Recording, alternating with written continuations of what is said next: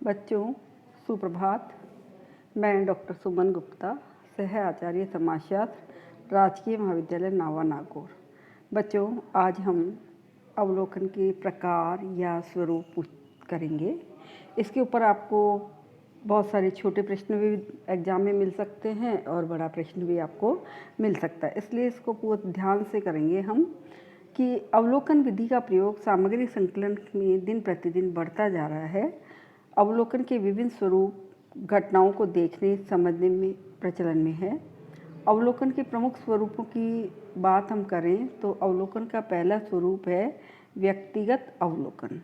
व्यक्तिगत अवलोकन को 3 पार्ट में बांटा जाता है: पूर्ण सहभागी, अर्ध सहभागी और असहभागी अवलोकन। दूसरे प्रकार का अवलोकन है नियंत्रित अवलोकन, जिसमें अवलोकनकर्ता पर और घटना पर दोनों पर नियंत्रण किया जाता है। और तीसरा जो प्रकार है अवलोकन का वो है सामूहिक अवलोकन। बच्चों, हम सबसे पहले कर रहे हैं व्यक्तिगत अवलोकन। व्यक्तिगत अवलोकन के पहला प्रकार है अनियंत्रित अवलोकन। इस अवलोकन में अवलोकनकर्ता व्यक्तिगत स्तर पर किसी प्रकार का विशेष घटनाक्रम का अध्ययन नहीं करता है। इस अवलोकन विधि में अवलोकनकर्ता पर विशेष नियंत्रण भी नहीं रहता है, कोई बाध्यता उसके ऊपर नहीं होती है। इस अवलोकन में कोई औपचारिकता या बंधन नहीं होता है। इस अवलोकन में कोई औपचारिकता या बंधन नहीं होने के कारण इसमें किसी प्रकार की संरचना एवं नियोजन को भी निश्चित नहीं किया जाता है।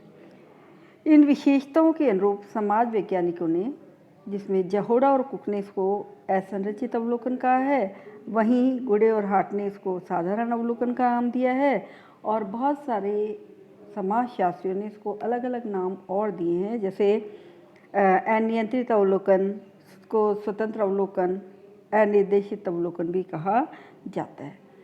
अब हम बात करेंगे, पीवी यंग ने अनियंत्रित अवलोकन की कुछ विशेषताओं की चर्चा की है। इन विशेषताओं में पहली विशेषता है अवलोकनकर्ता पर किसी प्रकार का कोई नियंत्रण नहीं होता। दूसरा है वैज्ञानिक घटनाओं और परिस्थितियों का स्वाभाविक अध्ययन किया जाता है, मतलब उसमें कोई नियंत्रण, कोई स्वतंत्रता, कोई बाध्यता, कुछ भी उसमें नहीं होता है। नेक्स्ट है, इसमें अवलोकनकर्ता घटनाओं की जांच नहीं करता, इसलिए अवलोकन की ये विधि बहुत ही सरल विधि मानी जाती है। अनियंत्रित अवलोकन के प्रकार की जहाँ तक बात आती है तो हम कहेंगे इसमें 3 प्रकार हैं इसके: पूर्ण सहभागी अवलोकन, अर्ध सहभागी अवलोकन और असहभागी अवलोकन। हम पहले बात करते हैं पूर्ण सहभागी अवलोकन की। इसमें अवलोकनकर्ता अध्ययन समूह का ही एक अंग बनकर उनके प्रत्येक व्यवहार में सक्रिय भाग लेता है। सहभागी अवलोकन का प्रयोग तो इसमें क्या करते हैं, हम कहेंगे कि इसमें अवलोकनकर्ता क्या करता है, समूह में जाता है, समूह की गतिविधियों में पार्टिसिपेट करता है और ये शो करता है कि वो समूह का ही सदस्य है। समूह के सदस्यों को ये एहसास नहीं होने देता कि वो समूह के बाहर का व्यक्ति है, उनके साथ आत्मीयतापूर्ण संबंध बनाता है। तो बच्चों, आपसे ये प्रश्न पूछा जा सकता है एक इसमें कि सहभागी अवलोकन का प्रयोग सबसे पहले किसने किया और कब किया। तो आपको पता होना चाहिए, सहभागी अवलोकन का प्रयोग सबसे पहले लिंडमैन ने 1924 में किया। लिंडमैन की किताब का नाम है सोशल डिस्कवरी। तो 3 प्रश्न तैयार हो गए, किसने किया, कब किया और इनकी पुस्तक का नाम क्या है। ठीक है, अब हम बात कर रहे हैं सहभागी अवलोकन। जो सहभागी अवलोकन कर लो, पूर्ण सहभागी अवलोकन कर लो, एक ही बात है। इसकी परिभाषा जॉन मेज ने कहा, जब दृष्टा के हृदय की धड़कनें समूह के अन्य व्यक्तियों की धड़कनों से मिल जाती है, तब वह किसी दूरस्थ प्रयोगशाला में आए हुए तटस्थ प्रतिनिधि के समान नहीं रहता। तब उसे समझ लेना चाहिए कि उसने सहभागी दृष्टा कहलवाने का अधिकार प्राप्त कर लिया है। मतलब समूह को के लोग उसको अपना माने और वो समूह को अपना मानने लग जाए। जब ये भाव व्यक्ति में आ जाए तब ये मानना चाहिए कि अब वो सहभागी अवलोकन के लिए तैयार है। एम.एच. गोपाल कहते हैं कि ये अवलोकन इस मान्यता पर आधारित है कि किसी घटना की व्याख्या उस समय अधिक विस्तृत एवं विश्वसनीय हो जाती है जबकि अनुसंधानकर्ता उक्त परिस्थिति की गहराई में पहुंच जाता है।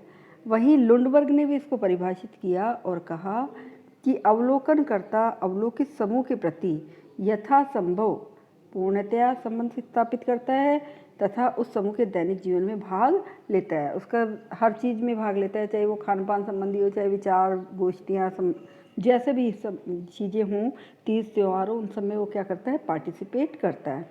तो इस प्रकार से हम कह सकते हैं कि सहभागी अवलोकन में अवलोकनकर्ता के लिए ये आवश्यक नहीं कि वह स्वयं भी वहाँ की समस्त क्रियाओं में भाग ले, बल्कि वह कोई ऐसी क्रिया का चयन भी कर सकता है जिसमें समूह के व्यवहारों में भी व्यवधान ना पड़े, उसका उद्देश्य भी पूर्ण हो जाए। अवलोकनकर्ता को चाहिए कि वह समूह के साथ घुल मिल जाए, जिससे समूह के लोगों की मनोवृत्तियों से किसी प्रकार की उसकी दूरी ना बने। मतलब वो जो भी एक्टिविटीज़ करे उसके अर्थ उसको मालूम पड़ जाए। ठीक है। समूह में अवलोकनकर्ता की स्थिति में एक जासूस जैसी जो है कहना चाहिए उसकी एक्टिविटी होनी चाहिए, वैसी उसकी भूमिका होनी चाहिए। एक और तो वह समूह का अभिन्न अंग बनकर समूह के प्रति समन्वय स्थापित करे, वहीं दूसरी तरफ वो समूह से दूरी बनाकर भी रहना चाहिए। पूर्ण सहभागी अवलोकन के गुण। पहला गुण है प्रत्यक्ष अध्ययन। अवलोकनकर्ता समुदाय या समूह का सदस्य बनकर उसके क्रियाकलापों, व्यवहारों और सामाजिक प्रक्रियाओं, संस्कृति, धर्म, उत्सव, समस्याएं आदि का अध्ययन करता है। इसलिए सामग्री का संकलन प्राथमिक स्रोतों से प्रत्यक्ष रूप से किया जाता है। यह सामग्री अधिक प्रामाणिक, विश्वसनीय और सत्य होती है। दूसरी विशेषता है सरल अध्ययन। सहभागी अवलोकन में अपेक्षाकृत अधिक सरलता से अध्ययन किया जा सकता है, क्योंकि अवलोकित समूह में अवलोकनकर्ता अपने अवलोकित समूह से प्रत्यक्ष संबंध स्थापित करता है, और जब प्रत्यक्ष संबंध स्थापित होता है तो अवलोकनकर्ता जब समूह का सदस्य बन जाता है, ये कार्य अधिक सरल हो जाता है। कारण क्या है, क्यों सरल हो जाता है? क्योंकि समूह के लोग उसको अपना ही मानते हैं, इसलिए उसके सामने कोई भी बनावटी व्यवहार नहीं करते हैं। ठीक है। नेक्स्ट है स्वाभाविक व्यवहार का अध्ययन। अध्ययनकर्ता अपने समूह का जब अभिन्न अंग बन जाता है तो उस समूह की गतिविधियों का स्वाभाविक रूप से अध्ययन कर लेता है। जहोड़ा और कुक ने कहा भी है कि सामुदायिक जीवन में सहभागिता वास्तव में अवलोकनकर्ता की स्थिति में सहभागिता में क्या करती है, वृद्धि करती है। कारण क्या है, वही बात कह रहे हैं, हम बार बार कहेंगे कि इसमें अवलोकनकर्ता क्योंकि समूह की गतिविधियों में पार्टिसिपेट करता है, समूह के सदस्यों के लोगों के साथ घुल मिल कर रहता है, तो समूह उसको बाहर का नहीं मानता, इसलिए उनके सामने कोई भी कृत्रिम व्यवहार वो नहीं करते। नेक्स्ट विशेषता है सूक्ष्म अध्ययन।